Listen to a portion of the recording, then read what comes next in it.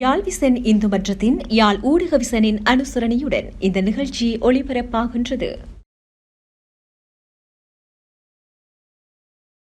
திருச்சிற்றம்பலம்.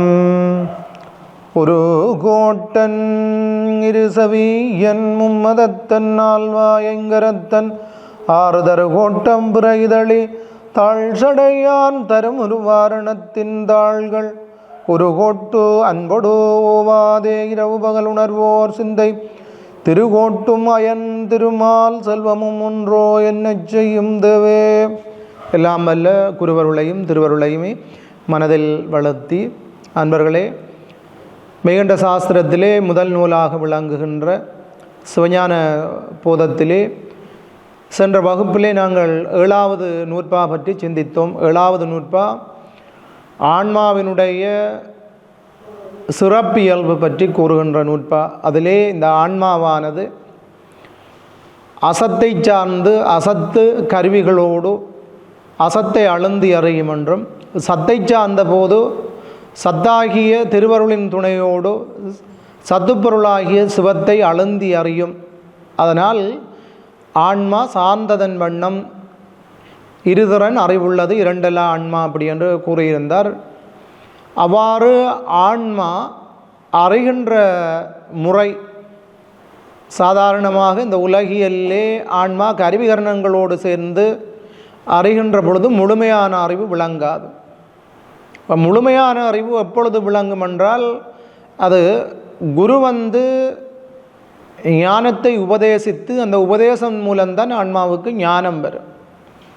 அப்போ அதனால் இந்த 8வது சூத்திரம் ஆன்மாவிற்கு ஞானம் வருகின்ற முறை பற்றி கூறுகின்றது. அப்போ ஆன்மா 6வது சூத்திரத்திலே நாங்கள் இறைவனுடைய சிறப்பிலக்கணம், 7வதிலே ஆன்மாவினுடைய சிறப்பிலக்கணம் பார்த்து, 8வதிலே இந்த ஆன்மா தன் உண்மையை உணர்ந்து தலைவனது உண்மையை உணர்ந்து தலைவனிடம் எவ்வாறு அடங்கி வெளிப்படாது அத்விதமாக கலந்து நிற்கப் போகின்றதோ அதற்கு அந்த ஞானம் தெளிவடைய வேண்டும். அந்த ஞானத்தை எவ்வாறு பெறலாம் என்பது தொடர்பாக இந்த 8வது சூத்திரம் கூறுகின்றது. அதனால் இந்த 8வது சூத்திரம் ஆன்மாவிற்கு அறிவு தெளிவு பெறுகின்ற முறை பற்றி இந்த 8ஆம் சூத்திரத்திலே கூறுகின்றார் மெய்கண்டார்.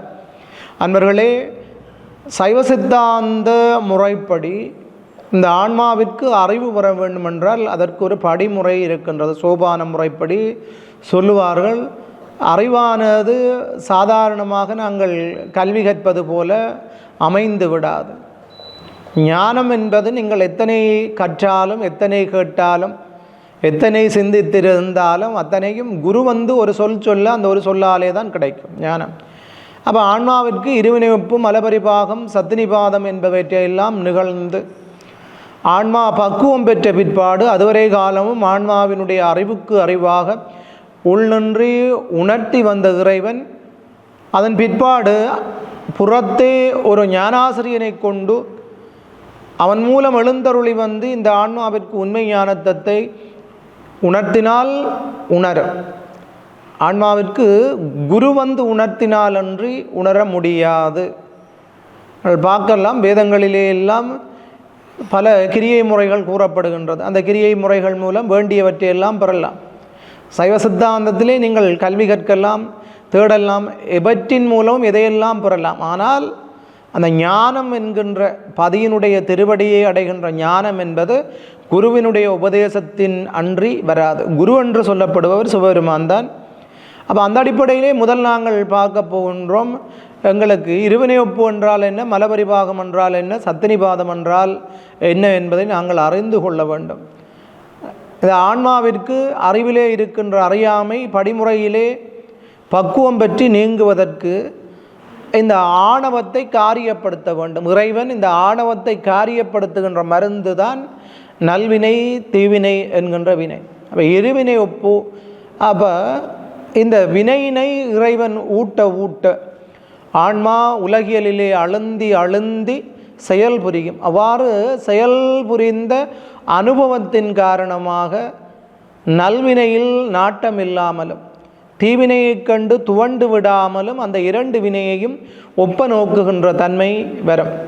சொல்லுவார்கள், ஓடும் புளியம்பழமும் போல தாமரை இலை தண்ணீர் போல அது ஆன்மா உலகியலில் இருந்தாலும் பக்குவம் பெற்றவர்கள் உலகியலிலே தோய மாட்டார்கள். அவர்களுக்கு தெரியும் இறைவன் ஏவுதல் கர்த்தா, சிவபெருமான் ஏவுதல் கர்த்தா. தன்னை இப்பிறவி தந்தது, இப்பிறவி எடுத்ததனுடைய நோக்கம் செயல் செய்து அதன் மூலம் மலம் பக்குவப்பட்டு இறைவனுடைய திருவடியை அடைவதற்காகத்தான் இறைவன் எங்களை அனுப்பியிருக்கிறார். இந்த பிறப்பு இறைவன் தான் எங்களுக்கு உடல் தந்து மலத்தை நீக்குவதற்காக உடல் தருகின்றார். உடல் தருகின்ற பொழுது மலம் நீக்குகின்ற அந்த ஆற்றலாக எங்களுக்கு கண்மம் மாயை என்றவற்றையும் உடன் வைத்து தருகின்றார். அப்போ இறைவன் எங்களை அனுப்பியிருக்கிறார். ஏவுதல் கர்த்தா, உயிர் ஏற்றுதல் கர்த்தா. அப்போ இறைவன் எங்களை செலுத்தி இருக்கின்றார். நாங்கள் செயல் செய்கின்றோம். நாங்கள் செய்கின்ற செயலில் எங்களுக்கு எந்த விதமான பலனுக்கும் உரிமை இல்லை. எல்லாம் சிவன் செயல், எல்லாம் சிவன். அப்போ அவன் அனுப்பி இருக்கின்றான், நான் செய்கின்றேன். அந்த உணர்வு வர வேண்டும். எச்செயல் செய்தாலும் அது இறைவனுடைய செயல் என்றும், அதனால் வருகின்ற பலனத்தனையும் இறைவனுடைய பலன் என்றும் நாங்கள் உணர்கின்ற அந்த நிலை வருகின்ற போது அதுதான் சொல்வார்கள் இருவினை ஒப்பு. அது நாங்கள் வாயால் சொல்ல முடியாது, அறிவால் உணர வேண்டும். அதுதான் இருவினை ஒப்பு. நாங்கள் எல்லோரும் சொல்லி போட்டு போகலாம், நான் நல்வினையும் தீவினையும் ஒப்பாக மதிக்கின்றேன். அப்படி அல்ல, அது அறிவிலே நிகழ வேண்டும். அறிவிலே நாங்கள் அந்த ரெண்டிலையும் உடைய அப்பர் சுவாமிகள் சொல்கின்ற பொழுது அவருடைய வரலாறிலே பொன்கட்டியையும் செங்கட்டியையும் ஒன்றாக மதித்து தூக்கி போட்டார் அல்லவா. ஓடும் செம்பொன்னும் ஒப்பவே நோக்குவர் என்று அவர் உளவாரப்படி செய்கின்ற பொழுது என்னென்று செங்கல் கட்டிகளுக்கு இடையிலே பொன்கட்டியும் வந்ததாம். அப்போ செங்கல் கட்டியை எந்த மனோநிலையிலே தூக்கி எறிந்தாரோ அதே போன்றுதான் பொன்கட்டிகளையும் அதே மனநிலையிலே தூக்கி போட்டார். என்று கேட்டால் அதான் இருவினை ஒப்பு நிலை அப்படி என்று சொல்கிறது. இரண்டையும் அந்த நிலை வருகின்ற பொழுது அது என்ன என்று கேட்டால் இந்த மலம் பக்குவம் பெற்றிருக்கின்றது என்பதற்கு அடையாளம். ஆன்மா யான் என்ற அந்த உடம்பிற்கு நான் என்கின்ற உடம்பை யான் என்றும், எனது அல்லாத பொருளை எனது என்றும் எதனால் கூறுகின்றது என்று கேட்டால் மலத்தினுடைய தாக்கத்தின், ஆணவ மலத்தினுடைய அதிகார மல வாசனை காரணமாக, அதனால்தான் அது யான் எனது என்கின்ற தன்மையில் இருக்கின்றது. அப்போ மலம் படிப்படியாக பக்குவம் பெறுகின்ற பொழுது ஆன்மா என்ன செய்யும் என்று கேட்டால் அந்த மலவாசனையார், அப்போ எல்லாம் இறைவன் செயல் என்கின்ற அந்த உணர்வு தலை காட்டும். அவ்வாறு தலை காட்டுகின்ற பொழுது அதுவரை காலமும் ஆன்மாவினுடைய அறிவுக்கு அறிவாக உள்ளென்று உணர்த்தி அதனை இந்த உலகியலிலே அமுலச் செய்து வந்த திரோதான சக்தி படிப்படியாக அருட்சக்தியாக மாறும். அப்போ இந்த ஆன்மாவினுடைய பக்குவத்தை உணர்ந்து அதற்கேற்ற வகையிலே இந்த ஆன்மாவுக்கு மருந்து கொடுத்து கொண்டிருந்த தாதைப்பன் சரியான ஆணவம் என்கின்ற நோய் நீங்குவதற்காக இறைவன் என்கின்ற வைத்தியனோடு இணைந்து இந்த உலகியல் இன்பம் என்கின்ற இன்ப துன்பம் கசப்பு மருந்து இனிப்பு மருந்துகளை ஊட்டி வந்த திரோதான சக்தி என்ன செய்யும் என்று கேட்டால் அது திருவைந்தளத்திலே நகரம் என்பார்கள். படிப்படியாக அருட்சக்தியாக மாறும். அதாவது நாங்கள் பார்க்கலாம், உலகியலில் வைத்து பார்ப்போம். நாங்கள் குழந்தைகளாக இருக்கின்ற பொழுது சில வேளைகளில் தந்தை கடுமையாக நடந்து கொள்வார் பிள்ளைகளோடு. அம்மா அன்பாக இருப்பார் எப்பொழுதும், தந்தை கொஞ்சம் கடுமையாக நடந்து கொள்வார். ஆனால் வளர்ந்து நாங்கள் பக்குவம் பெறுகின்ற பொழுது அம்மாவோட அப்பா தான் தோழமை பண்ணுவார், அதிகமாக உறவு பூண்டு எல்லாவற்றையும் சொல்லுவார், எல்லாவற்றையும் கற்றுத்தருவார். தந்தை சொல்மிக்க மந்திரமில்லை என்று சொல்கிற மாதிரி தந்தை. அதே போன்று நாங்கள் பக்குவம் பெறுகின்ற பொழுதோ இதுவரைக்கும் எங்களை அறிவுக்கு அறிவாக உள்ளென்று எங்களை உலகியலிலே ஆழ்த்தி அதனை அனுபவ முறை மூலம் உணரச் செய்து வந்த திரோதான சக்தி என்ன செய்யும் என்று கேட்டால் படிமுறையிலே வளரும். அப்போ அவ்வாறு வளர்கின்றதை சொல்கின்றார்கள் சத்தினிபாதம் என்று சொல்வார்கள். சக்தி பதிதல் அது எவ்வாறு பதியும் என்று கேட்டால் சொல்கிறார்கள் மந்ததரம், மந்தம், தீவிரம், தீவிரதரம். மந்தம் என்றால் குறைவாக பதிகின்றது, மந்ததரம் என்றால் அதைவிட குறைவாக, தீவிரம், தீவிரதரம் என்று சொல்லி 4 விதத்திலே இந்த சகல வர்க்கத்து உயிர்களுக்கு சதுர்த்தா சத்தினிபாதம் என்கின்ற 4 வகையிலே மந்தம் என்றால் குறைவு, மந்ததரம் என்றால் அதைவிட குறைவு. பொதுவாக உதாரணம் சொல்லுவார்கள், நீங்கள் பச்சோலையை வைத்து அல்லது பச்சை மட்டையை வைத்து எரித்தால் எரியாது, அதே போல் மந்தம் அப்படி என்று சொல்வார்கள். மந்ததரம் அப்படி என்று கேட்டால் அது கொஞ்சம் காஞ்ச விறகு வைத்து இறைக்கின்ற பொழுது கொஞ்சம் கஷ்டப்பட வேணும். அப்போ தீவிரம் என்று சொன்னால் அதோட பன்னாடை என்று கேட்டால் கொஞ்சம் வேகமாக எரியும். தீவிரதரம் என்றால் பெட்ரோலை ஊற்றினம் என்றால் டக்குன்னு எரிஞ்சிடும். அதே மாதிரி தான் இந்த பக்குவம். அப்போ பக்குவம் அப்படி என்று கேட்டால் ஆசிரியர் மாணவர்களுடைய தன்மை தெரியும். சில பேருக்கு பலகாலம் சொல்ல வேண்டும், சொல்லி சொல்லி பயின்றால் தான் புரியும். சில பேருக்கு கற்பூர புத்தி என்று சொல்வார்கள். உடனே பற்றிக்கொள்ளும். அதே போல தான் இந்த அறிவும் இந்த ஆணவ மலத்தினுடைய வன்மை மென்மைகளுக்கு ஏற்ப செறிவுக்கு ஏற்ப அவர்களுக்கு இறைவனுடைய அருட்சக்தி வெளிப்படுகின்ற முறை அது சக்தி நிபாதம் என்று சொல்வார். நிபாதம் என்றால் வீழ்ச்சி என்று சொல்வார்கள். புதிதாக இங்கோ இருந்து வீழ்றதில்லை. சக்தி அறிவில் தான் இருக்கு. இறைவன் எங்கே இருக்கின்றான்? உயிரில் தான் இருக்கிறார். உயிருடைய அறிவில் தான் இருக்கிறார். அப்போ உயிர் அகமுகமாக பக்குவம் பெற இறைவனுடைய அறிவு என்ன செய்யும் என்ற ஒரு வகையிலே தெளிவடைந்து கொண்டு வரும். இப்போ வளர்கின்ற சந்திரனை போல வைத்துக்கொள்ளுங்க கலை, அதாவது பிறை சந்திரனுடைய பிறை கலைகளை எல்லாம் வளர வளர என்ன செய்யும்? ஒளி கூடி கொண்டு வரும். அதே போன்று தான் இந்த ஆன்மாவினுடைய அறியாமை ஒரு பக்கத்தில் நீங்கள் அறிவு தன்னை பாட்டுக்கு வளர்ந்து கொண்டு இருவனைப்பு. அப்போ மலபரிபாகம் அப்படின்னு மலம் என்று கேட்டால் ஆணவம் நீங்கக்கூடிய தன்மை, ஆணவத்தினுடைய ஆற்றல். ஆணவத்துக்கு நிறைய ஆற்றல் இருக்குது. எண்குணங்கள் எல்லாம் பார்த்தினாங்களா? ஆணவத்துக்கு இறைவனுக்கு எவ்வாறு எண்குணங்களோ அதே போன்று ஆணவத்துக்கும் இருக்கு. மோகம், மதம், ஆச்சரியம், வைடூரியம். அப்போ இதெல்லாம் பார்த்தோம். அந்த குணங்கள் எல்லாம் நீங்கி இந்த ஆன்மா இறைவன் குருவாக வந்து உபதேசம் செய்தால் அந்த உபதேசத்தை கேட்டு முழுமையாக ஞானம் பெறக்கூடிய தகுதி. அதை வடமொழியில் அந்தர்பாவிதம் என்பார்கள். அந்தர்பாவிதம் என்றால் நீங்கும் நிலை, ஆணவத்தினுடைய ஆற்றல் நீங்கும் நிலை. ஆணவத்துக்கு 2 சக்தி பார்த்தனாங்கள், ஆபாரக சக்தி, அதோனியாமிகா சக்தி என்று. ஆபாரக சக்தி மூலம் உயிருடைய அறிவை முழுமையாக மறைக்கும். அதோனியாமிகா சக்தி மூலம் உயிர்களுடைய அறிவை விபரீத விடயத்தில் செலுத்தும். அப்போ ஆணவம் படிப்படியாக இந்த உலகியல் அனுபவத்தின் போது உயிர்கள் அழுந்தி அறிந்து அந்த முதிர்ச்சி வருகின்ற பொழுது பக்குவம் பெறும் ஒரு கட்டத்தில். இப்போ நாங்கள் சமைக்க இல்லாட்டி அடுப்பிலே விறகு வைத்து இருக்க இரும்பு உவ்வாறு அந்த பக்குவம் பெற்று அதை கொல்ல நடிப்பதற்கேற்ற மாதிரி வரும். அதே மாதிரி தான் இந்த ஆன்மாவினுடைய அறிவும் நம்முடைய பழக்கம், எங்களுக்கு அனுபவம் தான். அனுபவத்தின் மூலம்தான் ஞானம் பெற வேண்டும். அதான் அனுபவம் எங்களுக்கு சிறந்த ஆசானாக இருக்கும் வாழ்க்கை. அதற்காகத்தான் உலகில் தந்திருக்கிறார். இந்த உலகத்தை இந்த ஆன்மா அறிவு தெளிவு பெறுவதற்காக இறைவன் படைத்து தந்த சிறந்த களம். இந்த களத்திலே நாங்கள் செயற்படுகின்ற பொழுது எங்களுக்கு எது நன்மை, எது தீமை, எது துணைப்பொருள், எது பகைப்பொருள் என்கின்ற அனுபவம் படிமுறையில் தான் வரும். உடனே மற்றவர் சொன்னால் கேட்க மாட்டோம். நாங்களாக அனுபவத்தைப்படுகின்ற பொழுது அந்த அனுபவம் பெறும். அப்போ இருவினைப்பு மலபரிபாகம் சப்தினிபாதம் வருகின்ற பொழுது இறைவன் குருவாக எழுந்தருள்வான், புதிதாக வரமாட்டார். அகத்திலே இருப்பவர்களுக்கு தான் எங்களை பற்றி தெரியும். எங்களை பற்றி நாங்கள் அறிந்து கொள்ள வேண்டும் என்றால் புறத்திலே இருக்கின்றவர்களிடம் கேட்பதை விட வீட்டிலே இருக்கின்றவரிடம் கேட்கலாம். இப்படி ஒருவர் இருக்கிறார், அவர் பற்றி தெரியுமா என்று கேட்டால் அவர்கள் என்ன செய்வார்கள்? அவர் பற்றி தெளிவாக சொல்லுவார்கள். என்று கேட்டால் உள்வீட்டில் இருக்கிறார்கள் தான் உள்வீட்டு பிரச்சனை. அப்போ இறைவனுக்குத்தான் தெரியும். எங்களுக்கு அகமுகமாக நாங்கள் பக்குவம் பெற்றோமா பக்குவம் பெறவில்லையா என்பது அகமுகமாக எங்களுடைய அறிவுக்குள்ளே இருக்கின்ற இறைவனுக்குத்தான் தெரியும், வேறு யாருக்கும் தெரியாது. அப்போ நாங்கள் பக்குவம் பெற்றோம் என்பதை உணர்ந்த அடுத்த கணமே என்ன செய்வார்? நான் வெளியிலே சென்று புறத்திலே சென்று இந்த ஆன்மாவிற்கு உபதேசம் செய்தால் அந்த உபதேசத்தை கேட்டு இந்த ஆன்மா அறிவு தெளிவு பெறும் என்று இறைவன். அதுவரைக்கும் நாங்கள் கேட்கலாம். பல பேர் கேட்கின்றார்கள், இறைவனே எங்களை துன்பப்படுத்துகின்றார், உடனடியாக கருணை உள்ளவர் என்றால் வீடு பெறுதெல்லாம் தான் திருவடி ஆனந்தம். அப்படி அல்ல. இறைவன் எப்பொழுதும் இன்பத்தை தருவதற்கு காத்து கொண்டே இருக்கின்றார். ஆனால் அதனை பெற்று அனுபவிக்கக்கூடிய தகுதி எங்களுக்கு இருக்காண்டு நாங்கள் பார்க்கணும். இல்லை, தகுதி இருக்கின்ற பொழுது கொடுத்தால் தான் அந்த பொருளுக்கு பயன்பாடு இருக்கும். தகுதி இல்லாதவர்களிடம் கொடுத்தால் குரங்கு கை பூமாலை மாறி அந்த பலனும் இல்லாமல் போய்விடும். அப்போ சின்ன குழந்தைகளுடைய கையிலே பொற்கிணத்தை பாலோடு கொடுத்தோம்னு கேட்டால் பொற்கிணத்தில் இருக்கின்ற பாலை குடித்து விட்டு அவர்கள் விட்டு விடுவார். அதனுடைய பெருமதி தெரியாது. இதே வயது வந்தவர்கள்னால் அதை பத்திரப்படுத்தி பேணுவார்கள். முத்தியும் அப்படித்தான்.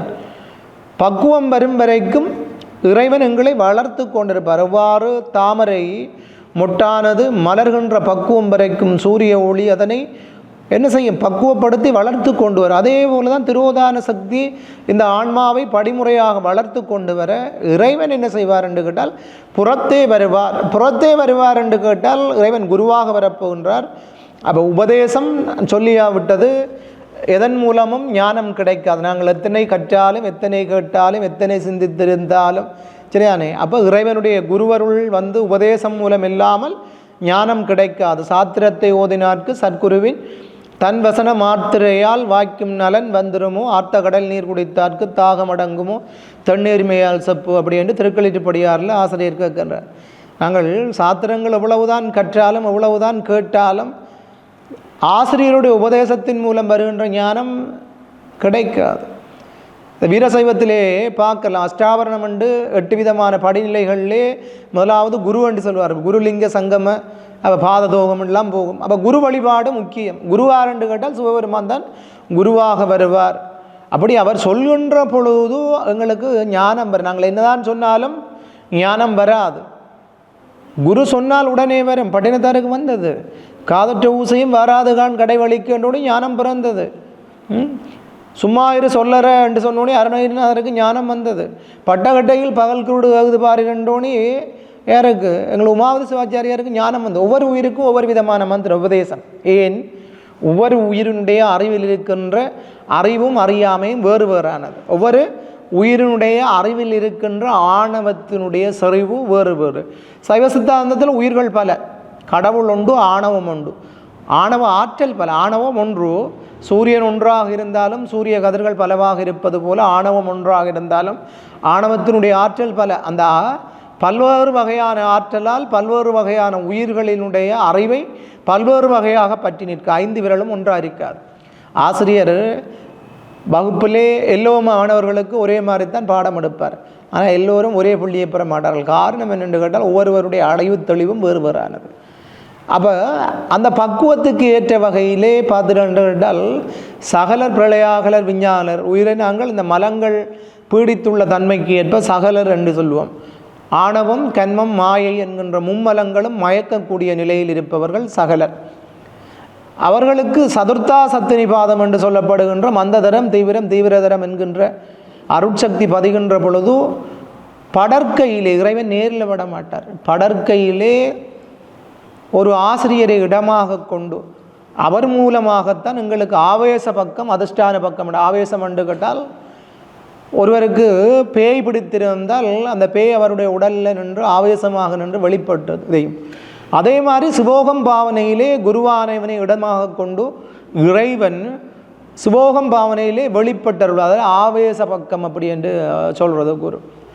பிரளயாகலருக்கு பார்த்தீர்கள் என்று கேட்டால் பிரளயாகலரை பொறுத்தளவிலே அவர்களுக்கு பக்குவம் வருகின்ற பொழுது பிரளயகால முடிவிலே இறைவன் என்ன செய்வார் என்று கேட்டால் நேரடியாக தோற்றம் பெறுவார். கண்ணுதலும் கண்டக்கரையும் மான்மழு அவருக்கு திருநேத்திரம் இருக்கின்றது. சக்தி ஒரு பாகமாக கொண்டு இறைவன் நேரடியாக வருவார். அப்படி நேரடியாக வந்து அவர்களுக்கு என்ன செய்வார் என்று கேட்டால் முன்னின்று உபதேசம் செய்வார். விஞ்ஞானகலர் பக்குவம் வருகின்ற பொழுது விஞ்ஞானகலருக்கு அவர்களுடைய அறிவுக்கு அறிவாக உள்நின்று உணர்த்துவார். அப்போ குரு என்பது மூவருக்கும் வேண்டும். சகலராக இருந்தாலும் குரு வேண்டும், பிரளயாகலராக இருந்தாலும் குரு வேண்டும், விஞ்ஞானகலராக இருந்தாலும் குரு வேண்டும். சகலராக வருகின்ற பொழுது அவர்களுக்கு 4 வகையாக சக்திபதியும், பிரளயாகலருக்கும் விஞ்ஞானகலருக்கும் துவிதாவித சத்தினிவாதம் என்று 2 வகையாக தீவிரம் தீவிரதரம் என்கின்ற சக்தி பதிகின்ற பொழுது குரு உபதேசம் செய்வார். பல பேர் மாறி சொல்கின்றார்கள், தீட்சை என்பது ஞானத்தை தருமண்ட அல்ல. தீட்சை என்பது ஞானத்தை தருவதற்கு வழியாக இருக்கும். தீட்சை செய்வார் அவர். சத்திய நிர்வாணம் அசத்திய நிர்வாணம் எல்லாம் இருக்கின்றது ஞான தீட்சையில். சமய விசேட நிர்வாண தீட்சை அதெல்லாம் சரியகிரிய யோகங்கள் எல்லாம் தவம் வழி. அப்போ தீட்சையும் எங்களுக்கு ஞானம் பெறுவதற்கு மார்க்கம். அப்போ ஞானம் இதன் மூலம் உபதேசத்தின் மூலம் மாத்திரம்தான் ஞானம். குரு உபதேசத்தின் மூலம் மாத்திரம்தான் ஞானம். அதை சொல்லுவார், ஞானத்தால் வீடு அன்றே நான் மறைகள் நட்புராணம் சொல்ல ஊனத்தார் என் கடவர் அப்படி என்றார். அருணந்தியார் கூறுகின்ற பொழுதோ சொல்லுவார், ஞானம் மாத்திரம்தான் வீடு பெற்றுக்கு வழி. ஞானமும் குரு உபதேசத்தின் மூலம்தான் வரும். அதை மீண்டும் மீண்டும் வலியுறுத்துவது எதற்காக என்று கேட்டால் பல பேர் இன்றைக்கு நாங்கள் தவறான வழியில் சொல்கிறாங்க. ஐயா உங்களுக்கு பிரச்சனை வாங்க, ராகு எது பிரச்சனை, பிராகு சிந்தம் செய்தால் எல்லாம் தெளிவாக போகும். இந்த கல் போட்டால் உங்களுக்கு சரியாக வர, கல் போட்டுங்க இப்போ சரியாக வராது அப்படி என்று கேட்டால் பல பேர் கல் வச்சிருக்கிறாங்க. அப்போ நகைக்கடைக்காரங்களுக்கெல்லாம் எந்த விதமான துன்பமும் வரக்கூடாது. நிறைய கல் வச்சிருக்கிறான், அவனை போய் வீடு போடுவான், ஆனால் அவனுக்கு தான் பிரச்சனை. உண்மையிலே எந்திரோட மாட்டேன், இரவையில் 6 நகைகளில் கொள்ளையடிச்சு போயிடுவான்னு பிரச்சனை.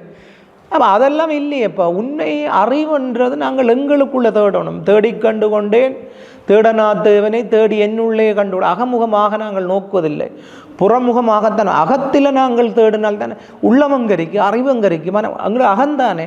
அகத்தை ஆராயத்தான் ஆனார் என் உள்ளமார், என்னை யார் இயக்குகின்றார், ஏன் நான் இப்படி வந்திருக்கேன், இதுக்கு முதல் எப்படி இருந்தேன், இப்போ நான் எப்படி செய்து கொண்டிருக்கேன், இனிமேல் எப்படி வரப்போகிறேன், இதெல்லாம் ஆராய்ச்சி வரணும். ஆராயத்தான் தெளிவு பிறக்கும் சொல்லுவார்கள். குட்டையை நல்லா கலக்கி விட்டால் என்ன செய்யும், அதனால தெளியும். அதுக்கு பிறகுதான் அப்போ மனத்தை நாங்கள் என்ன செய்ய வேணும், மனம் என்ன செய்யணும், தேட வேணும். தேடி அதன் பிற்பாடு தெளிவு கிடைக்கும். அது வரைக்கும் தேடணும். அப்போ 3 வகையான உயிர் பக்கத்துக்கும் குரு பெருக போகின்றார். இப்போ 8ஆம் சூத்திரத்தை அந்த குரு எப்படி இந்த ஆன்மாவுக்கு உபதேசம் செய்வார் என்றதை கூறுகின்றார். 8வது நூற்பா. ஐம்புல வேடரின் அயந்தனை வளர்ந்தன தம்முதல் குருவுமாய் தவத்தினில் உணர்த்த விட்டு அந்நியமின்மையில் அரண்களல் செலுமே அப்படி என்று சொல்கிறேன். ஐம்புல வேடரின் அயந்தனை வளர்ந்தன. அதில் வழிநூலாசிரியரும் இதை பற்றி சிறப்பாக கூறுவார். இந்த ஆன்மா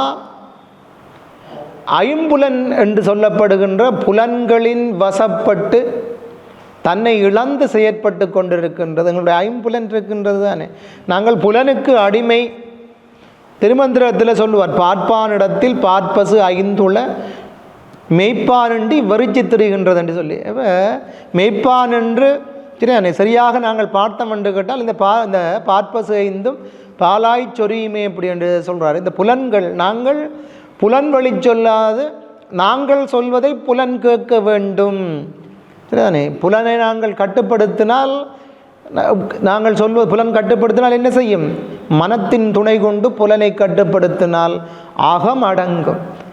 அகத்தை கட்டுப்படுத்தினீர்கள் என்று கேட்டால் சிவம் தானாக வெளிப்படும்.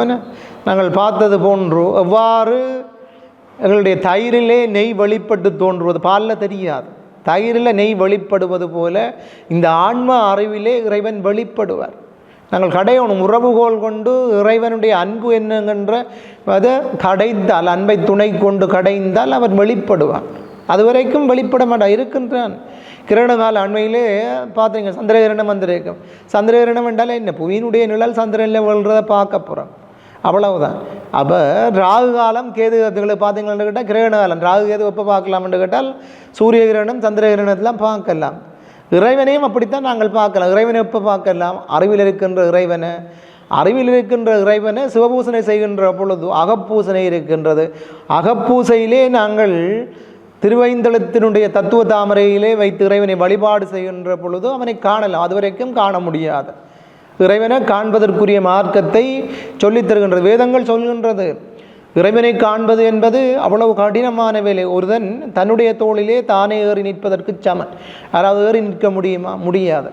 ஆனால் ஞான மார்க்கத்தில் முடியாது என்று எல்லாம் எதுவும் இல்லை, முயன்றால் எதுவும் முடியும். அப்போ ஆன்மீகம் நல்ல குரு கிடைப்பார் என்று கேட்டால் எங்களுக்கு வேண்டியதில்லை, அந்த பிறப்பிலே எல்லாம் கிடைத்து விட சொல்கிறார். ஐம்புல வேடரின் வளர்ந்தன, ஐம்புல வேடரின் அயர்ந்தனை வளர்ந்தன. அதாவது சொல்கின்ற சித்தியாரிலே இதே பாடலில் சிறப்பாக விளக்குகின்றார். அரசலங்குமாரன் தன்னுடைய இளமை பருவத்து மடமை காரணமாக அரசனோடு வேட்டைக்கு செல்கின்றான். இளமை பருவத்து மடமை காரணமாக என்ன செய்கின்றார் என்று கேட்டால் வேட்டையாடுகின்ற இடத்திலே அரசனை விட்டு பிரிந்து விடுகின்றான். அதனால் தன்னுடைய இனமாகிய அரச பரம்பரையை மறந்து வேடர்களோடு சேர்ந்து வேட்டுவ தொழில் புரிந்து வேடனாகவே வாழ்ந்து வருகின்றான். இத்தகைய காலங்களிலே அரசன் என்ன செய்கின்றான், தன்னுடைய மகனை இந்த வேடர்களிடம் இருக்கின்றான் என்பதை அறிந்து அங்கு சென்று அவனை அழைத்து, நீ ஆட்சிக்குரியவன், அடுத்த அரசன் நீ தான், என்னுடைய மகன், நீ வந்தால் உனக்குத்தான் இந்த ஆட்சி, நீ வேடர்கள் வயப்பட்டு வளரக்கூடியவன் அல்ல, நீ இவர்களை ஆட்சி செய்யக்கூடியவன் வா என்று அழைத்தவுடன் அவன் என்ன செய்வான் என்று கேட்டால் அரசனுடன் வந்து விடுவான். அதே போன்று இந்த ஆன்மா அரசலன்குமாரன் என்று சொல்லப்படுகின்ற ஆன்மா சிவனுடைய புத்திரன். அப்போ சிவகுமாரனாக இருக்கின்ற ஆன்மா தன்னை சிவபுத்திரனாக அறியாது உணராது என்ன செய்யும் என்று கேட்டால் புலன் வழிபட்டு புலனுக்கு அடிமையாக இருக்கு. அதெல்லாம் ஐம்புல வேடர். பாருங்கள், வேடர்கள் சில இடங்களில் பார்த்தீங்கன்னா சிலவும் கொடுமையான தொழிலை செய்வார்கள். என்னென்று அவர்களுக்கு கருணை என்பது இருக்காது. சரியான அவர்கள் வேட்டையாடித்தான் உணவு உண்ணம்னு ஜீவகாருண்யம் இருக்காது. அதே போன்று இந்த புலன்களும் என்ன செய்யாது, நாங்கள் புலன் வளப்படும் என்று கேட்டால் அது எங்களை பார்க்காது. புலன் எங்களை ஒரு செயலுக்கு அடிமையாகிவிடும். இன்றைக்கு நாங்கள் பல பேரை பார்க்குறோம், புலனுக்கு அடிமைப்பட்டால் மீண்டு வருவது கடினம், ஐம்புல வேடர். அப்படி எங்களுடைய ஐம்புலனுக்கு அடிமைப்பட்டிருக்கின்ற உயிரை சிவபெருமான் குருவாக எழுந்தருளி வந்து சொல்கின்றார், நீ இந்த பாசத்தோடு சார்ந்திருக்கக்கூடியவன் அல்ல, நீ அறிவுள்ள பொருள். இறைவன் எவ்வாறு அறிவுள்ள பொருளோ அதே போன்று ஆன்மாவும் அறிவுள்ள பொருள்.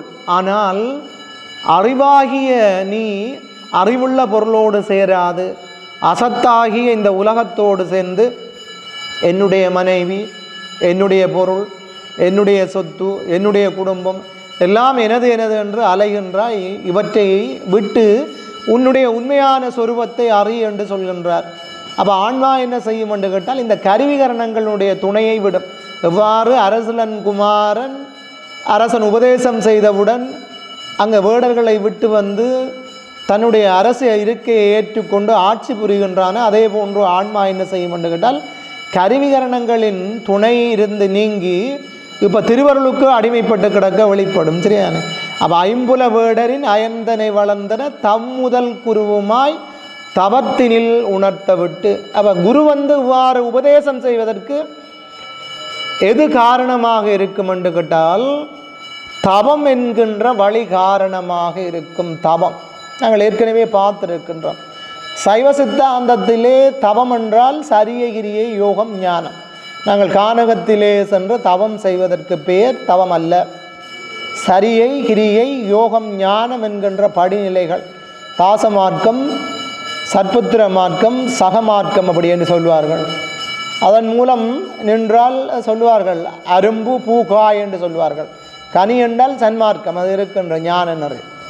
ஞான நெறி நிற்பதற்கு இவைகள்லாம் படிநிலையில் வந்து சேர வேணும்.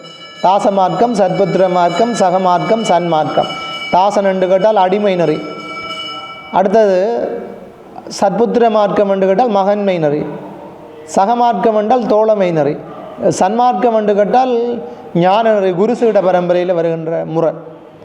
இந்த சரியை என்று கேட்டால் இறைவனுடைய உருவத்திருமேனியை நோக்கி புறத்தொழில் மாத்திரையால் வழிபாடு செய்தால் சரியே. கிரியை என்பது இறைவனுடைய அருவுருவத் திருமேனியை நோக்கி புறத்தாலும் அகத்தாலும் வழிபாடு செய்தால் கிரியை. யோகம் என்பது இறைவனுடைய அருவத்திருமேனியாகிய நாதம்பிந்து என்கின்ற திருமேனியை நோக்கி அகத்தால் மாத்திரம் வழிபாடு செய்தால் யோகம். ஞானம் என்பது அகண்டாகார சச்சிதானந்த புலம்பாக இருக்கின்ற பரம்பொருளை அறிவு தொழிலால் கணித்து வழிபட்டால் ஞானம். அப்போ சரியை கிரியை யோகம் என்கின்ற தவம், தவம் முதிர்ச்சி, அது இந்த பிறப்பில் வராது, முச்சை தவத்தின் பயனாக வரும். நாங்கள் பல பிறவிகள் எடுத்திருக்கின்றோம். அவ்வாறு பல பிறவிகளிலே எங்களுக்கு வந்த அந்த பட்டறிவு ஞானம் இருக்கல்லவா, படிப்படியாக ஒருமைக்கண் தாம் கற்ற கல்வி எழுமையும் ஏமாப்பிடைத்து என்பார் திருவள்ளுவர். ஒரு தரம் ஒரு பிறப்பில் அவன் ஒருக்கா அழுந்தி அறிந்து கற்றால் அது மறக்காது, 7 பிறப்புக்கும் தொடர்ந்து வரும், எழுகின்ற பிறப்புகளுக்கெல்லாம் தொடர்ந்து வரும். அவ்வாறு ஞானம் வருவதற்கு படிநிலையாக இருக்கின்ற தவத்தின் முதிர்ச்சியால் தான் குரு வந்து உபதேசம் செய்தார். திருஞான சம்பந்தர் அவ்வாறு ஞான சம்பந்தருக்கு நிகழ்ந்தது சொல்கின்றார். திருஞான சம்பந்தர் ஞானம் பெறுவதற்கு ஏதுவாக சேக்கிழார் சுவாமிகள் கூறுகின்ற பொழுது, சிவனடியே சிந்திக்கும் திருப்பெருகு சிவஞானம் பவமதனை அறமாற்றும் பாங்கினல் ஓங்கிய ஞானம் உவமையிலா கலைஞானம் உணர்வறிய மெய்ஞானம் தவ முதல்வர் சம்பந்தர் தாமுணர்ந்தார் அந்நிலையில் அப்படின்னு சொல்வார். தவ முதல்வர் தவம் சரியை கிரியை யோகம் என்கின்ற தவம் செய்து முதிர்ச்சி பெற்றதனால் இறைவன் குருவாக எழுந்தருளி வந்து உபதேசம் செய்தார். அதான் முக்கியம். அப்பையும் உபதேசம் மூலம்தான் திருஞான சம்பந்தருக்கு விரிவினையொப்பும் மலபரிபாகம் சத்தினிவாதம் ஏற்பட்டது. திருஞான சம்பந்தருடைய திருமணத்திலே கலந்த பல பேர் வீடு பேறு பெற்றார்கள். பல பேர் கேட்குறாங்க, அப்படி என்று கேட்டால் சைவ சித்தாந்தத்தில் முத்தி பெறுவதற்கு நீங்கள் வழி சொல்கின்றீர்கள் அல்லவா, இருவினையொப்பு வேணும், மலபரிவாகம் வேணும், சத்தினிவாதம் வேணும், அதெல்லாம் எங்கே நிகழ்ந்தது என்று கேட்டால் இருவினையொப்பு நிகழ்ந்தவர்கள் தான் ஞான சம்பந்தருடைய திருமணத்திலே கலந்து கொண்டவர்கள். பல நாயன்மார் 2 பேர் இருக்கிறாங்க. அதில் அடியார்கள் எல்லாம் ஒளியில் கலந்து கொண்டு இதைஞ்சிருக்கிறாங்க. திருஞான சம்பந்தரில் தன்னுடைய திருமணத்திலே அவருடைய பாதங்களை விளக்கிய நீர், நான் சொன்ன மாதிரி வீரசைவத்திலே இந்த சிவலிங்க திருமேனியை நீராட்டிய நீர், குருவினுடைய பாதத்தை துலக்கிய நீர், அடியார்களுடைய சிவனடியார்களுடைய பாதத்தை விளக்கிய நீரெல்லாம் அவர்களுக்கு பாததோகம் அமிர்தம் என்று சொல்லப்படும். குரு பரிகலசம் என்று சொல்ல குரு பிரசாத். அப்படி திருஞான சம்பந்தருடைய திருவடிகளை விளக்கிய நீரின் மூலம் அவரை தெளித்தவுடன் அந்த நீர் ஞானம் பெறுவதற்கு காரணமாக அமைந்தது. திருஞான சம்பந்தருடைய பாதத்தை நீரை தெளித்தவுடன் அதுதான் அவர்களுக்கு சத்தினிவாதம் வந்ததாம். சத்தினிவாதம் உபதேசம் நிகழ்ந்தது. திருஞான சம்பந்தர் அவருடைய பரம்பரைக்கெல்லாம் பார்த்தீர்கள் என்று கேட்டால் துஞ்சலும் துஞ்சல் இல்லாத போதும் என்ற திருவைந்தெழுத்து மந்திரத்தினுடைய சிறப்பு. அப்போ அதெல்லாம் அப்போ சொல்லித்தார். உபதேசம் கிடைத்தது, அவர்களுக்கு குரு உபதேசம் தான் கிடைச்சது. ஞானம் அப்படியானவர்கள் தான் அங்கே வந்து சேர்ந்தார்கள், எல்லோரும் இல்லை. அப்போ ஞானம் பெறுவதற்கு ஏது இருக்கின்றது? தபம். அப்போ தம்முதல் குருவுமாய் தபத்தினுள் உணர்த்த விட்டு அந்நியமின்மையில் அரண்களல் செல்லுமே. அப்பொழுதுதான் ஆன்மா என்ன செய்யும் என்று கேட்டால் தனக்கு வேறு இல்லாத இறைவனை, தனக்கு வேறாக இல்லை. சிவபெருமான் எங்கே இருக்கிறார்? இந்த இடத்துல இப்போ இங்கே இருக்கிறார். நாங்கள் காண எங்கே இருக்கிறார் இறைவன்? அறிவில் இருக்கிறார், உடன் இருக்கிறார், கூட இருக்கிறார். கூட இருக்கிற இறைவனை எங்களால் காண முடியல. சூரியன் இருந்தாலும் பிறவிக்குருடனாக இருக்கின்ற ஒருவனுக்கு சூரிய ஒளி எங்கே இருக்குன்னு கேட்டால் அவனுக்கு தெரியாது. சூரிய ஒளி உடன் இருக்கும். எங்களுடைய உடலிலே இருக்கின்ற நிழல் போல எங்களை விட்டு பிரியாது உடன் இருக்கும். சிவபெருமானும் உடன் இருக்கின்றார். புறம் புறம் திரிந்த செல்வமே சிவபெருமானே. சின்ன குழந்தையை விட்டு போட்டு தாய் முன்னாலேயும் பின்னாலேயும் எப்போ விழுது எப்போ பிடிக்கலாம் என்று இருக்கிற மாதிரி எங்களுடைய இந்த உலகத்தில் அனுபவத்துக்கு விட்டு போட்டு சிவபெருமான் கூட இருக்கிறார், அறிவில் இருக்கிறார். சிவன்தான் எல்லாத்தையும் செய்து கொண்டிருக்கிறார். நாங்கள் அதை உணர்றல்ல. உமாவதியார் சொல்கிறார், பாற்கடலில் இருக்கின்ற மீனுக்கு என்னண்டு தான் பாற்கடல் இருக்கிறன்றே தெரியாது. அதில் இருக்கிற சின்ன சின்ன மீனை பிடிச்சி சாப்பிட்டு பசி எல்லாம் பண்ணுது. நாங்களும் அப்படித்தான். எங்கள்கிட்ட சிவன் இருக்குது, அறிவில் இருக்கிறார். அறிவில் இருக்கிற சிவனை நாங்கள் காணல. நாங்கள் ஆன்மீக குருடர். அப்போ என்ன செய்யணும்? கண்ணில் படலம் வளர்ந்துருக்கு. அப்போ படலம் வளர்ந்தால் இந்த படலத்தை யாராவது ஒருவர் என்ன செய்ய வேண்டும்? நல்ல வைத்தியன் வந்து, நோமல் வைத்தியன்கிட்ட போகக்கூடாது. பல பேரை கண்ணை பழுதாக்கி போட்டுவாங்க. சரியானே? அப்படி என்றால் என்ன பொருள்? குருட்டினை நீக்கா குருவினிடம் போகக்கூடாது. குருட்டினை நீக்கும் குருவினிடம் போக வேணும். இல்லாட்டி என்ன செய்ய வேணும்? குருடும் குருடும் குருட்டாட்டம் ஆடி குருடும் குருடும் குடி விழுந்த வாரையன்னு போயிடுவோம் நாங்கள். அப்போ நல்ல வைத்தியனிடம் செல்கின்ற பொழுது இந்த கண்ணிலே இருக்கின்ற படலத்தை, தோலை சத்திர சிகிச்சை மூலம் நீக்குகின்ற பொழுது அட இதுவரை காலமும் சூரிய ஒளி என்னுடன் தான் இருந்திருக்கின்றது, நான் அதை காணலையே. இந்த நீர் இருக்குந்தானே, நீரில் நிழல் இருந்தாலும் அதை காண முடியாதவாறு அறிவில் சிவபெருமான் இவ்வளவு நாளும் இருந்து எனக்கு பாலில் என்ன நெய் கலந்தாற் போல காண முடியலையே. இப்போ குரு வந்து உபதேசம் சொன்ன பிறகு அல்லவா தயிரில் நெய் மாறி இப்போ தானே வெளிப்படுது. இது என்ன அற்புதமாக இருக்குது. இவ்வளவு காலம் எங்கே இருந்தது? இவ்வளவு காலம் என்னோட இருந்து தான் நான் காணலை. சரியா? புதையல் எங்கே இருந்தது? நடு வீட்டில் தான் இருந்திருக்கு. அறிவுக்கு அறிவாக எங்களோட உள்ளத்தில் சரியானே அறிவில் இருக்கிறார் பெருமான். பாருங்கள், என்னதான் சொன்னாலும் இப்போ சொன்னதுக்கு பிறகு சொன்னாலும் பக்குவம் வராது. இப்போ வரும் விழுந்து தேறி கற்கணும், அடிபடணும். அப்போ சொன்னால் போதாது. அதை வாழ்க்கையில் நாங்கள் தானாக உணர வேண்டும், அகமுகமாக நோக்க வேண்டும். பக்குவம் பெறலையே. காயை ஆஞ்சி பழுக்க வச்சா பெம்பலில் பழுக்காது, நல்லா முத்தணும். முத்து கரிஞ்சதா காய் தான் என்ன செய்யும்? பழுக்கும். அது வரைக்கும் நாங்கள் என்ன செய்ய வேண்டும்? காத்திருக்க வேண்டும். எங்களுடைய படிநிலையாக படிப்படியாக பெருமானுக்குரிய செயலை எல்லாம் அவன் செயல் என்று செய்ய வழிகிட்டம் என்று கேட்டால் வரும். அப்போ சொல்கிறார் என்னென்று கேட்டால் அந்நியமின்மையில் அரண்களல் செல்லுமே, பிரிப்பின்றி இறைவனுடைய திருவடியை சேரும் அப்படி என்று சொல்கின்றார். அப்போ அந்த அடிப்படையிலே இந்த 8ஆம் நூற்பாவை பார்த்து நீங்கள் என்று கேட்டால் 4 கூறுகளை சிறப்பாக கூறுகின்ற அதிகரணம். முதலாவது கூறு ஞானத்திற்கு காரணமாகிய தபத்தினது நிலை. 2வது கூறு முதல்வனே குருவாய் வந்து உணர்த்துதல்.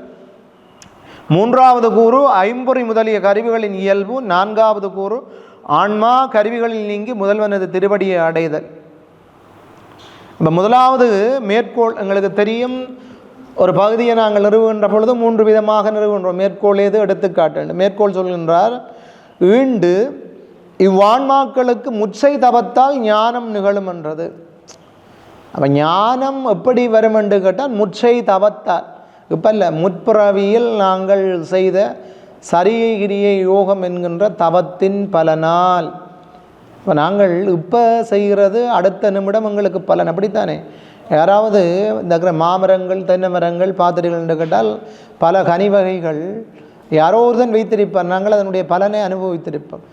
ஆனால் அதே போன்றுதான் நாங்கள் இன்று செய்கின்ற செயலுக்குரிய பலன் அது எப்போ வேணுமென்றாலும் வந்து சேரலாம். அப்போ நாங்கள் எங்களை கர்மயோகம் என்று சொல்வார்கள் பகவத்கீதையில். கடமை இச்சை பலனை எதிர்பாராது என்று. அப்போ கர்மயோகிகளாக நாங்கள் இருந்து செயல் செய்ய வேண்டும். அதுதான் தவம். முச்சை தவத்தின் பயனாக ஞானம் பெறும். அப்போ ஞானத்திற்கு ஏது தவம்தான். தவம் இல்லாமல் ஞானம் பெற. அதே என்று கேட்டால் நான் சொன்ன போன்று வேதத்திலே மீமாம்சகர் கர்மகாண்டிகள் என்பவர்கள் இருக்கிறார்கள்.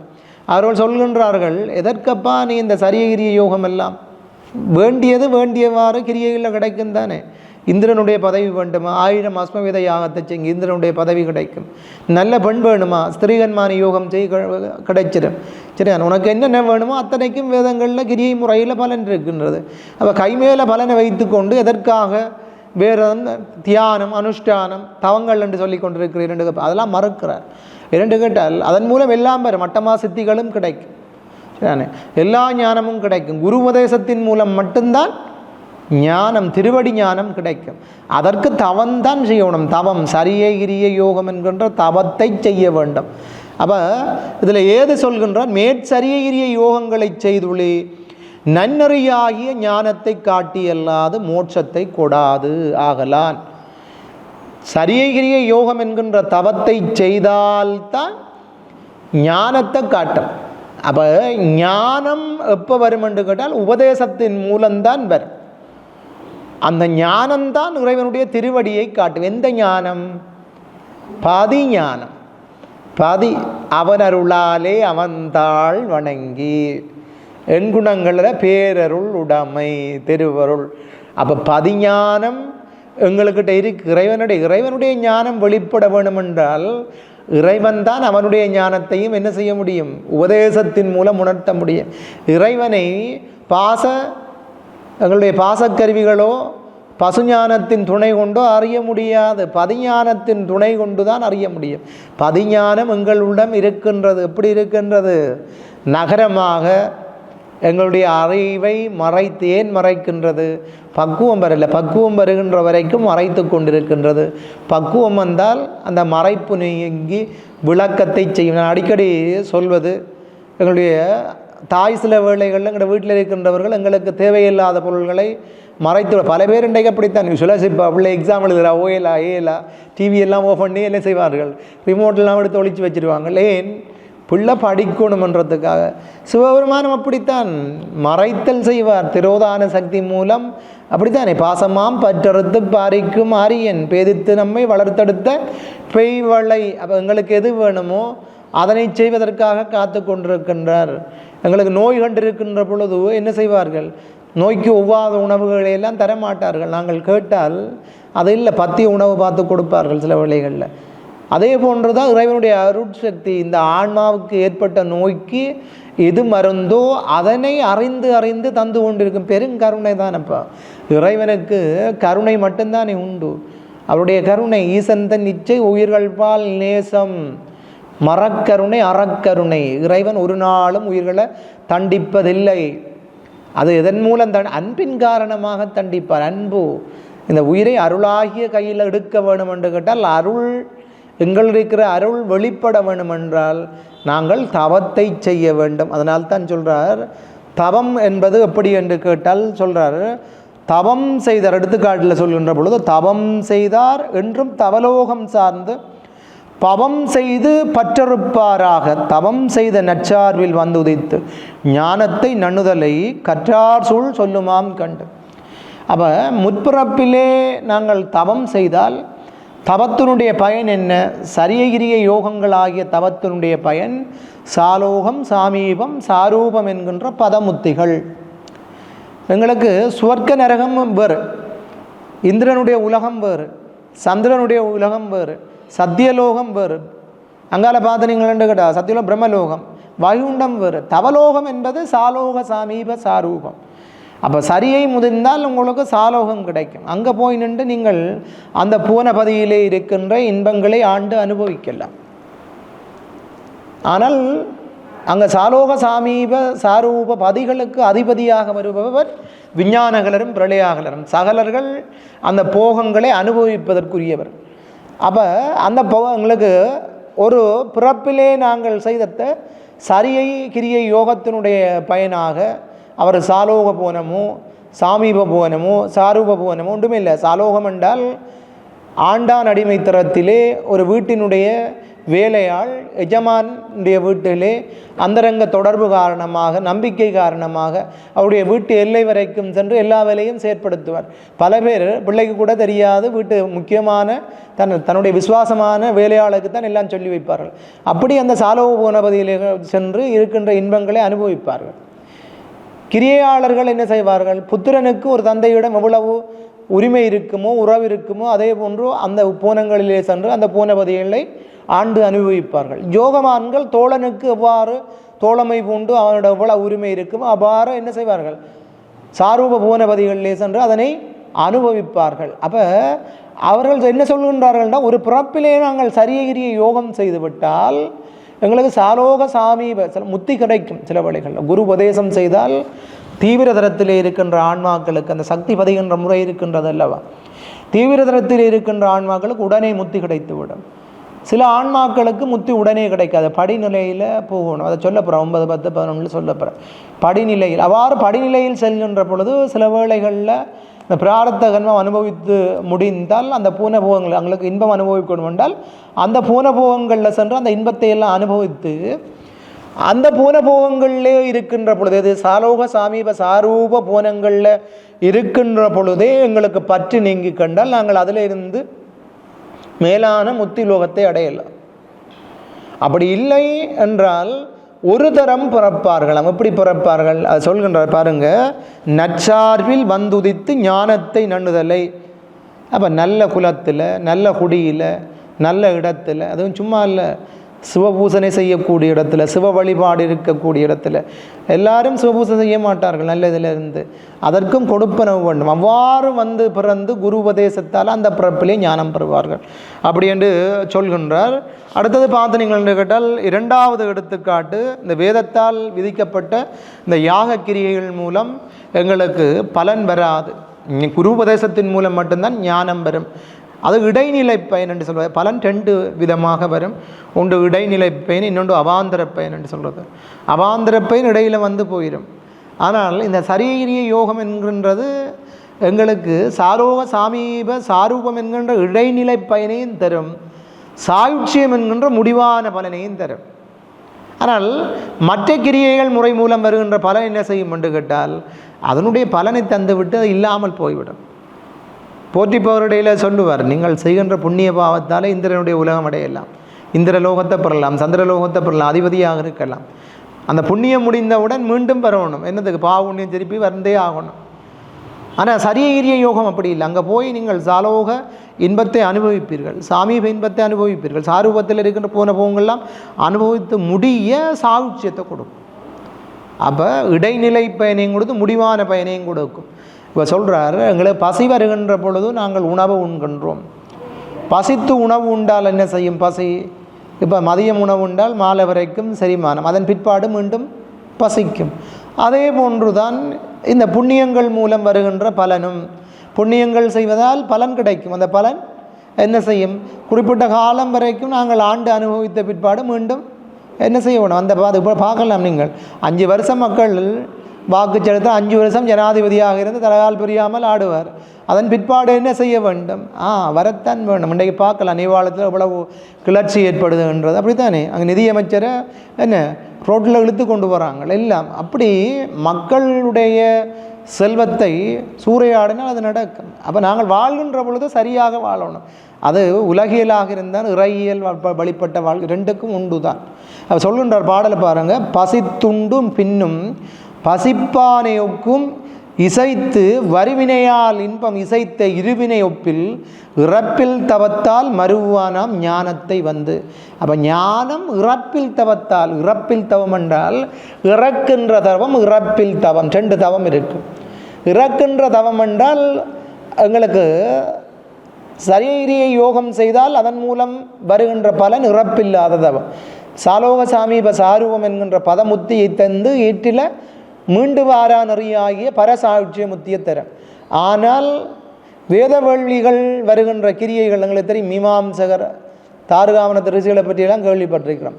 அப்போ அப்படி வேதவள்ளிகள் மூலம் வருகின்ற பலன்கள் எல்லாம் என்ன நடக்கும்? அது குறிப்பிட்ட பலனை தரும். ஆனால் அது புண்ணியம், பசு புண்ணியங்களாக இருக்கும். சரியானே? பதி புண்ணியம் இல்லை. பசு புண்ணியம் பலனை தரும், இல்லைண்டு இல்லை. நாங்கள் புண்ணியம் செய்தால் நன்மை கிடைக்கும், செல்வம் கிடைக்கும். நீ எந்த செல்வந்தராக இருந்தாலும் உணராவிட்டால் என்ன செய்கிறது? அடுத்தது உண்ட செல்வம் இல்லாமல் போகும். அவ்வளவுதான். உதாரித்தனம் சரியாக வைத்து செலவழிக்காவிட்டால் இல்லாமல் போகும். அதே போன்றுதான் இருக்கின்ற பொழுதே ஞானத்தை பெற வேண்டும். சரியாக எங்களுக்கு உடல் இறைவன் தந்தது எதற்காக? அப்புறம் சொல்லுவார் தானே, தலையை நீ வணங்காய் தலை மாலைதனை கழிந்து தலையாலே வெளிதரும் தலைவனை தலையே நீ வணங்காய் அப்படின்னு சொல்லி. அப்போ இந்த ஞானம், அப்போ ஞானம் எதனால் வரும் என்று கேட்டால் தவத்தால் வரும் என்றால், இரண்டாவது சொல்கிறார் ஞானம் குருவினுடைய உபதேசத்தின் மூலம்தான் வரும் என்றார். குரு உபதேசத்தின் மூலம்தான் ஞானம் வரும் அப்படி என்று சொல்கிறார். அதற்கு மேற்கோள், இனி ஆன்மாக்களுக்கு தமது முதல் தானே குருவுமாய் உணர்த்தும். முதல் அப்படி என்று கேட்டால் இறைவன், அறிவுக்கறிவாக உள்நின்று உணர்த்தி வருகின்ற இறைவன். அவனன்றியோர் அணுவும் அசையாது. நாங்கள் நாங்கள் காட்டும் உபகாரம் காணும் உபகாரம் அத்துவிதமாக உயிர்களோடு கலந்திருந்து அந்த கலப்பின் காரணமாக செறிவின் காரணமாக உயிர்களுக்கு உயிராக இருந்து இவ்வாறு உணர்த்தி வருகின்றான் என்று. சரியானே? அப்போ இறைவன் உணர்த்த வேண்டும். ஏது சொல்கின்றார்? அவன் அந்நியமின்றி சைதன்ய சொரூபியாய் நிற்றலால். அப்போ இறைவன் எங்கே இருக்கிறான் என்று கேட்டால், இறைவன் புதிதாக வர வேண்டும் என்றில்லை, சக்தி புதிதாக வர வேண்டும் என்றில்லை. நாங்கள் எங்கேவோ தேட முடியாது. அறிவுக்கு அறிவாக உள்ள இருக்கின்றான். நான் சொன்ன மாதிரி பிறவிக்குருடராக இருக்கின்ற எங்களுக்கு உடன் இருக்கின்ற சூரிய ஒளியை காண முடியாது. இறைவனும் அறிவுக்கு அறிவாக உள்ள இருக்கின்றவனை நாங்கள் தேடி கண்டு கொள்ளணும். சரியான? தேடணும். நாங்கள் பல இடங்களில் தேடி இருப்போம். சொல்லுவார்கள், 2 பயணிகள் சென்று கொண்டிருக்கின்ற வழிப்போக்கர்கள். வழியிலே செல்கின்ற பொழுது ஒருதன் செல்வந்தர், மற்றவன் திருடன். இவரிடம் இருக்கின்ற பணத்தை திருட வேண்டும் என்று சொல்லி போட்டு இருவரும் ஒன்றாக ஒரு அறையிலே உறங்குகின்றார்கள். உறங்குகின்ற பொழுது என்ன செய்வார்? அவனுக்கு தெரியும் செல்வந்தருக்கு வருகின்றவன் திருடன். அவர் தன்னிடம் இருக்கின்ற பணத்தை எடுத்து அவருடைய சரியானே சட்டப்பையில் வைத்திருப்பார். அவர் உறங்கிடுவார். இவர் உறங்குகின்ற வரைக்கும் விழித்திருந்து எழும்பி இவருடைய பொருள்களை எல்லாம் ஆராய்ந்து பார்ப்பார். காண முடியாது. எப்படி தொடர்ந்து ஒரு கட்டத்தில் கேட்கிறார், அங்கே வைத்து நீ உன்னுடைய பக்கெட்டை ஆராய்ந்திருந்தால் கிடைத்திருக்க வேண்டும். இறைவனை நாங்கள் அங்கங்கே தேடிக்கொண்டு இருக்கிறோம். கோயில் குளம், கோயில் போக வேண்டியதான். மற்ற வேலைகள் எங்களுக்குள்ளே நாங்கள் இப்போ தேடி பார்த்துருக்கிறோமா? தேடி பார்க்கல. எங்களுக்குள்ளே நாங்கள் தேட வழிக்கிட்டோம் என்று கேட்டால் ஒன்றுமே இல்லை.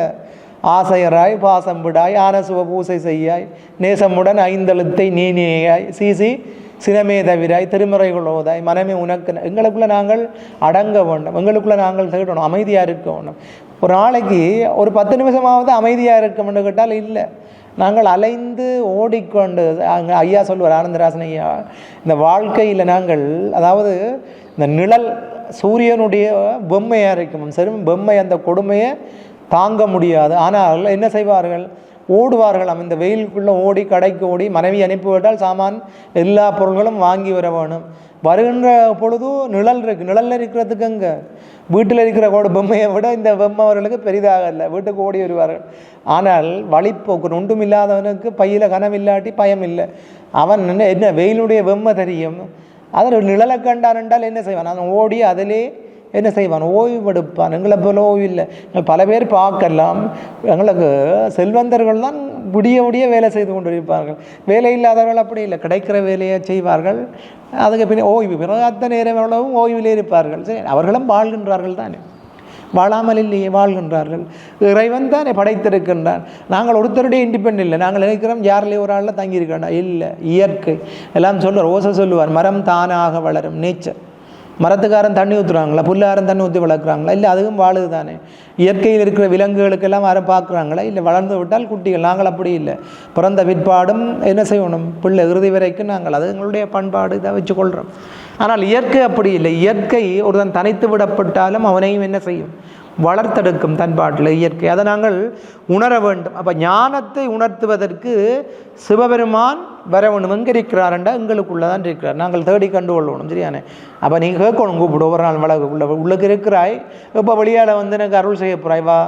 உள்ளுக்கு இருக்கிற நீ தான் என்ன செய்யணும்? என்ன படியின் முறையில் பக்குவத்தை நாங்கள் கேட்க பேசலாம். பல பேர் நாங்கள் ஆலயத்தில் பார்த்தோம்னு கேட்டால் பல பேர் பேசிக்கொண்டிருப்பார்கள், தமிழ்லே பேசிக்கொண்டிருப்பார்கள். அப்போ இதில் சொல்கிறார், அவன் அந்நியம் என்று சைதன்ய சொரூபியாக இருத்தலால். அதுக்கு எடுத்துக்காட்டு 3 சொல்கிறார். இந்த நான் சொன்ன மாதிரி 3 வகையான ஆன்மாக்களுக்கு இப்படி அருள் செய்வான். மெய்ஞானம் தானே விளையும் விஞ்ஞானங்களுக்கு. அஞ்ஞானம் அச்சகலர்க்கு அக்குருவாய் மெய்ஞானம் பின்னுணர்த்துமன்றி பிரளயாகலர்க்கு முன்னுணர்த்தும் தான் குருவாய் முன் அப்படின்னு சொல்கிறார். சகல வர்க்கத்து உயிர்கள் பக்குவம் பெறுகின்ற பொழுது படற்கையிலே புறத்தை குருவாக கொண்டு எழுந்தருள்வார். அவர்களுக்கு பாத்திரிகள் என்று கேட்டால் அவர்களுக்கு 4 விதமாக சக்தி நிபதம் பதியும். பிரளயாகலர் பக்குவம் பெறுகின்ற பொழுது பிரளயகால முடிவிலே அவர் இறைவன் தன்னுடைய வடிவோடு நேரிலே தோன்றி அவர்களுக்கு அருள் செய்வார். விஞ்ஞானகலருக்கு அறிவுக்கு அறிவாக உள்ளென்று உணர்த்துவான். மூவருக்கும் எங்கே இருக்கிறார்? மூவர் அறிவிலேயும் தான் இருக்கிறார். 3 பேருடைய அறிவிலையும் இருக்கின்றார். அப்போ இறைவன் வர வேணும். எடுத்துக்காட்டு அதில் பார்த்தீங்கன்னா 2 சொல்கின்றார். அறிவிக்கு அன்றி அறியாத உளங்கள் சரியுமா முன்பின் குறைகள் நெறியின் குறையுடைய சொற்களார் கொள்பவத்தில் வீடு என் குறைவில் சகன் சூழ் கொள்பவர்க்கு ஆன்மா அறிவித்தால் அறியக்கூடிய பொருள், அறியவிக்காவிட்டால் அறியாது. ஆன்மாவுடைய இயல்பு சார்ந்ததன் வண்ணமாதல். அறிவிக்க அறியும், அறிவிக்காவிட்டால் அறியாது. அறிந்ததையும் விட்டு விட்டு அறியக்கூடிய இயல்பு. அவர் இறைவன் எங்கே இருக்கிறார் என்று கேட்டால் எங்களுக்குள்ளே இருக்கிறார். நாங்கள் பார்த்ததாண்டு கிட்ட பார்க்கல. அதுக்கு உதாரணம் சொல்ல போகிறார் 3வது எடுத்துக்காட்டில். எல்லா முளைப்பாலும் கண்ணீரும் ஏந்திழைபால் நல்லாய் உளவாமல் நீர்நிழல் போல் இல்லா அருவாகி நிற்பானே யார் அறிவார்? தானே உருவாகி வந்து தோன்றானேல் உற்று. இறைவன் வடிவா கேளுங்க. இறைவன் குருவாக வந்து தன்னைத்தான் உணர்த்தாவிட்டான். நான் தாண்டாப்பா உன்னை உள்ளுக்கு இருந்து உணர்த்துறேன் உணர்த்தாவிட்டால் உலகத்தில் யாரும் உணரமாட்டாங்க. சீரணி குருச்சந்தான செய்தியும் சென்றுட. அவர் சொல்கிறார், நீர் நிழல் போல, நீரில் அருவமாயிருக்கின்ற நிழல் போல. நீருக்கு நிழல் உண்டு. மீன்கள் நீரில் சென்று வருகின்றது, வெளி இருக்கின்றது. அதனால்தான் நீர் மீந்தில் நீந்துகின்றது. ஆனால் நீரில் இருக்கின்ற நிழல் விழுமா? மீண்ட நிழல் நீரில் விழாது. இறைவன் இருக்கின்றார், அருவமாக இருக்கின்றார். நீர் நிழல் போல அறிவில் எப்படி வெளிப்படுவார் என்று கேட்டால் சொல்வார், வெளிப்படுவார் எப்போ? தாய் குழந்தை என்றவுடன் அதுவரைக்கும் மறைந்திருக்கும். கன்னிப்பெண்களுக்கு பால் வராது, பால் சுரக்காது. குழந்தை என்றவுடன் எவ்வாறு பால் இயல்பாக சுரக்கும்? அன்பின் காரணமாக சுரக்கும். சரியானே? கண்ணீர், கண்ணில் கண்ணீர் இருக்கா? இல்லை. ஆனந்த அரவி. சரியானே? பிள்ளைய திருமணம் செய்து புகுந்த வீட்டுக்கு அனுப்புகின்ற பொழுது என்ன ஆனந்த அன்பால் அன்பு மிகுதுகின்ற பொழுது விம்மி கண்ணீர் சொரியும். எப்படி வந்தது? அன்பின் மிகுதியால் வந்தது. அப்போ இறைவனை நீங்கள் உறவுகோல் கொண்டு கடைந்தீர்களானால் இறைவன் வெளிப்படுவான். அப்போ இறைவன் மறைந்திருக்கின்ற அறிவுக்கறிவாக. குரு இல்லை என்று நினைக்காதீர்கள். குரு வருவார். எப்போ வருவார்? பக்குவம் பெறுகின்ற பொருள். எப்போ பக்குவம் பெறும்? நாங்கள் தவம் செய்ய வேண்டும். தவம் செய்தால் தான் எங்களுக்கு இறைவன் வருவார். அப்போ எவ்வாறு எல்லா முளைப்பாலும் தாயினுடைய பாலும் கண்ணீரும் என்ன செய்யும்? குழந்தையை கண்டவுடன் வெளிப்பட்டு, நோய் கண்டால் அன்னை அழுது கொண்டே இருப்பார். பார்த்துருக்கிறீங்களா? நோய் கண்டால். அப்போ அதே போல தான் இறைவனை நினைக்க நினைக்க ஞானிகளுக்கு எல்லா இடங்களிலும் வெளிப்பட்டு தோன்றுவார் அப்படி என்று சொல்கிறார். அடுத்த 3வது பார்த்து நீங்கள் என்று கேட்டால் இதில் பார்க்கலாம்.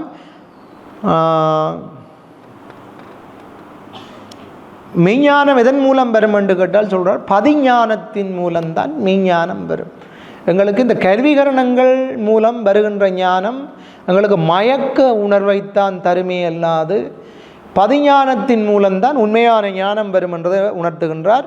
இவ்வான்மாக்கள் ஐய உணர்வுகளால் மயங்கி தம்மை உணராது. அப்போ கருவிகரணங்களுடைய ஞானத்தால் ஆன்மா ஒரு பொழுதும் தன்னை உணர முடியாது. சைவ சித்தாந்த கொள்கையில் சிவபெருமான் வந்து உணர்த்தினால்தான் அப்போ சிவபெருமான் வந்து ஆன்மாவை தனித்து காட்டப்படும். என்ன ஆன்மாவினுடைய இலக்கணம் என்ன? ஆன்மாவினுடைய இலக்கணம் எந்த பொருளை சார்கின்றோ அந்த பொருளின் தன்மையாக இருக்கும். அப்போ தனித்து காட்டணும்னா ஒரு கணம் சிவபெருமான் வந்து ஆன்மாவை தனித்து காட்டணும். அப்பான் பதிரூபம் எங்களுக்கு பதிரூபத்துக்கு பிறகுதான் எங்களுக்கு பசு தரிசனம் கிடைக்கும். சிவபெருமானை உணர்ந்தால்தான் சிவபெருமான் தான் ஆன்மாவினுடைய உண்மையை காட்டலாம். எது சொல்கிறார்? அவைதாம் பளிங்கிலிட்ட வண்ணம் போல் காட்டிட்டு காட்டி நிற்றலான். ஆன்மா ஏன் ஆன்மா அறிவால் சிவத்தை காண முடியாது என்று கேட்டால், ஆன்மா மாயையோடு சேருகின்ற பொழுது மாயையைத்தான் தன்னுடைய சொரூபமாக காட்டும், மலத்தோடு சேருகின்ற பொழுது மலத்தைத்தான் தன்னுடைய சொரூபமாக காட்டும்.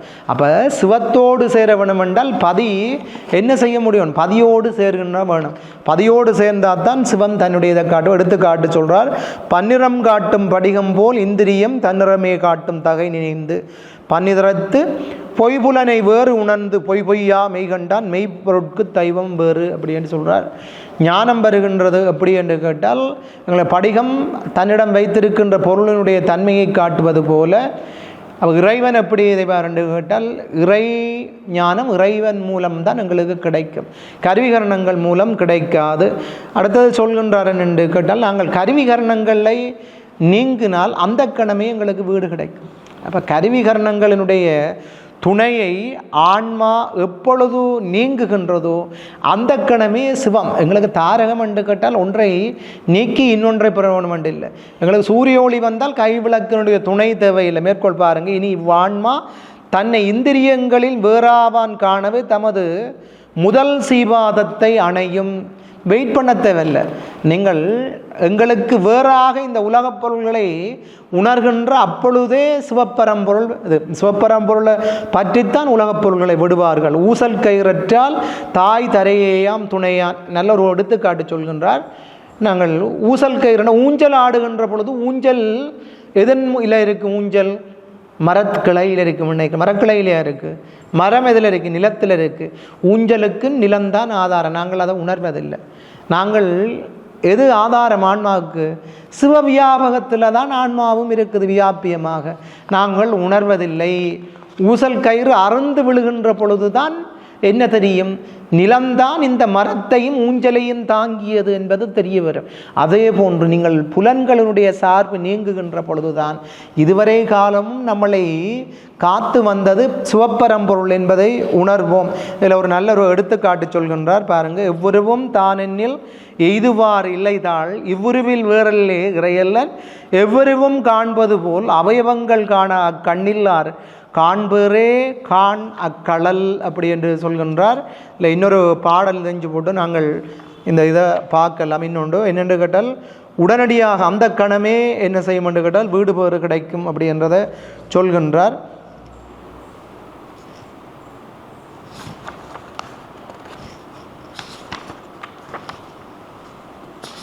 அதில் பாருங்கள், சிறை செய்ய நின்ற செடும் புனலில் உள்ளம் சிறை செய் புலன் உணர்வில் தீர்ந்து சிறை விட்டு அலைகடலில் சென்று அடங்குமாறு போல மீளாது உலைவில் அரண் பாதத்தை உற்று அப்படின்னு சொல்கிறார். அதாவது இந்த நீர் இருக்குத்தானே, நீரை அணைக்கட்டின் மூலம் தடுத்து வைத்திருப்பார்கள். அணைக்கட்டு உடைந்தால் என்ன செய்யும்? நீர் அந்த தடையெல்லாம் அடித்து கொண்டு சமுத்திரத்தில் போய் சேரும்.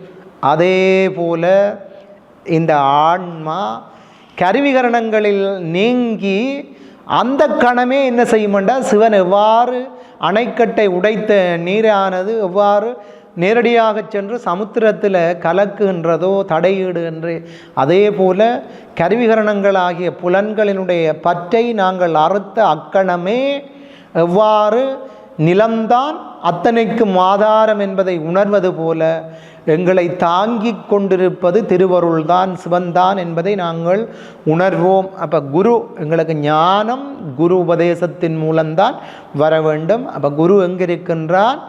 எங்களுடைய அறிவுக்கு அறிவாக இருக்கின்றான். அதை நாங்கள் உணர வேண்டும். அகமுகமாக நோக்கி நாங்கள் தவத்தை செய்கின்ற பொழுது, சரியகிரிய யோகம் என்கின்ற தவத்தை செய்கின்ற பொழுது நிச்சயமாக ஒரு நாள் எங்களுக்கு இறைவன் வந்து நிச்சயமாக எங்களுக்கு உணர்த்துவான் என்று கூறி திருச்சிற்றம்பலம். வாழ்க அந்த நர்வானவரானினம் வேள்க தன்புணல் வேந்தனும் ஓங்கு ஆழ்கதியதெல்லாம் அரண்நாமமே சூழ்க வையகமும் துயரது இருக்கவே. திருச்சிற்றம்பலம்.